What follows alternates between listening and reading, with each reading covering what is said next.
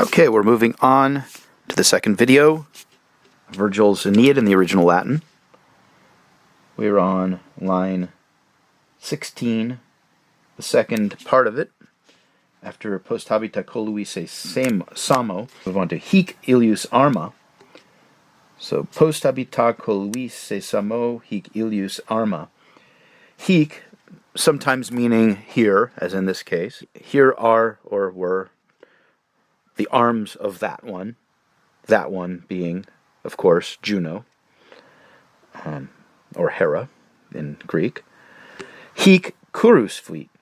Here was implied her chariot, curus, a thing that runs, from kuro, to run. Easy to remember. Use your mnemonics whenever possible. Okay, so hoc regnum is going to either be nominative or accusative, since it's neuter. Which will it be? This reign tendit foetque? Well, that would be to personify the regnum, so most likely it's the direct object of those verbs. And then the next word gives it away, dea, which has to be the nominative singular. So the goddess, right? And then before the goddess, hoc regnum has to be our accusative direct object. So the question is where the verb is.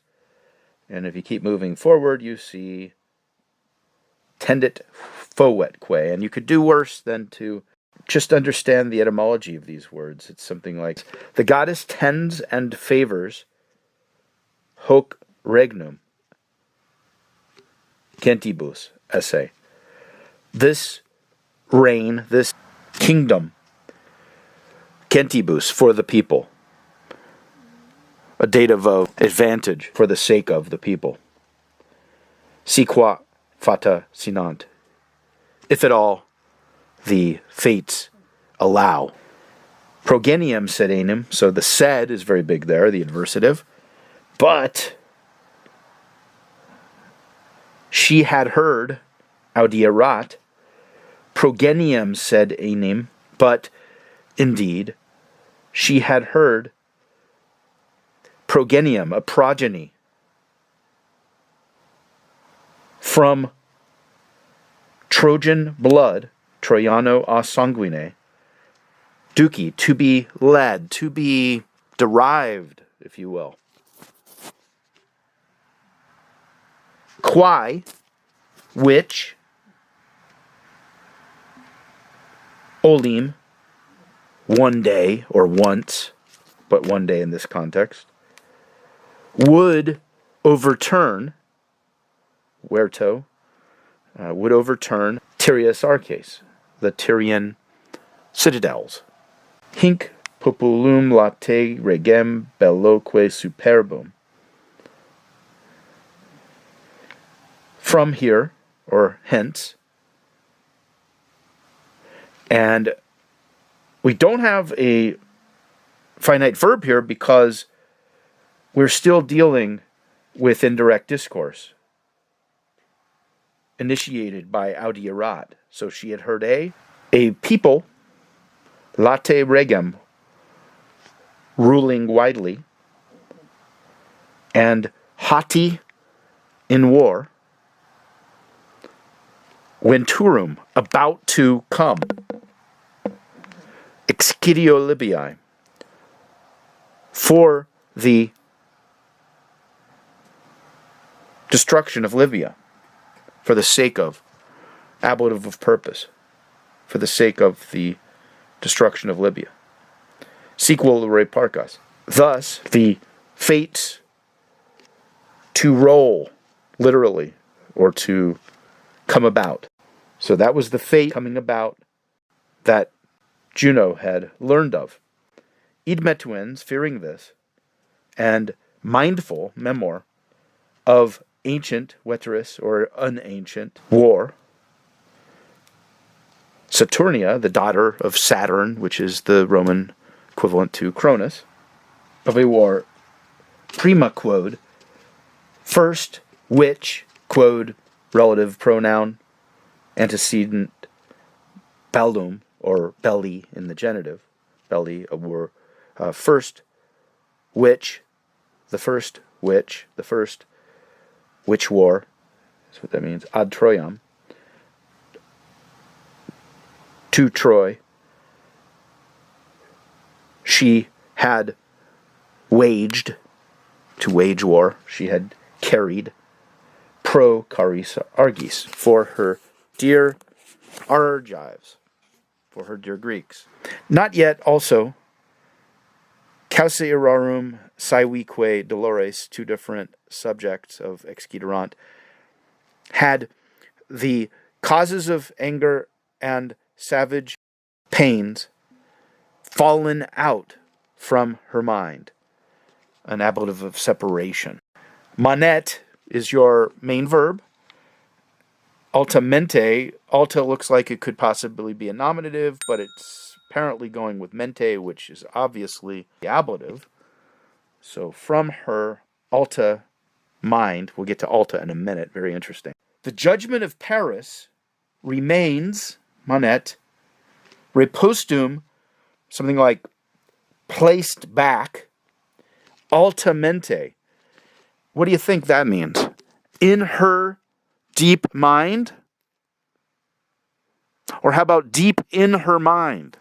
Spreteque in Nuria formai, and there's the que after spretai, so might as well have an et before spretai, and the injuries of her spurned form.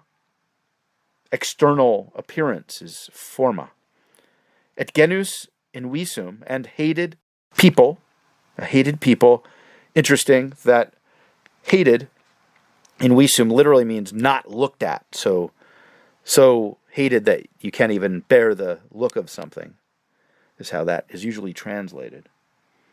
Et rapti Ganymedis honores, then the honors of kidnapped from Rapio, snatched away Ganymede. Hisakensa, inflamed with these. Well, no, for the verb we have to jump down to archebot, and then you have two direct objects. Iactatos aequore toto Troias, and reliquias Danaum, adque emittis Achilli. And then you have the adverbial stuff, longe latio. So let's see how it all fits together. Inflamed with these, and then we jump to archebot. She avoided, archebot, or was avoiding, Troas, the Trojans, Iactatos, just like at the beginning of the epic, thrown or buffeted, aequore toto, on the entire sea. Interestingly, that term for sea comes from aequus, meaning equal, so it's named after the flatness of the sea, at least when there's not waves. Reliquias Danaum, the leftovers of the Greeks, of the Danaans, and of unsoft Achilles, so harsh Achilles, not soft, not mitigate. So mitigate in English means to soften, so not soft Achilles, so rough Achilles. She avoided these things, longe latio, far from Latium, okay, or kept them away. In this context, okay, so archeo can mean to avoid, or it can mean to hold away, keep away. In this context, archebot means was keeping away, A and B, those direct objects, far from Latium. Multosque per annos erabant, acti fatis, okay, and through many years, per multos que annos, erabant, they wandered or were wandering, acti, from ago, so led by the fates, around Circum, all of the seas. It kind of echoes the aequore toto in meaning, but with two different words. Coincidence? I think not. That's Vergil's specialty, is using words wherever he wants to, on any line, even when it comes to prepositional phrases, as you can see with Maria Omnia Circum. You expect Circum Maria Omnia, but you don't get it. Why? Because of meter.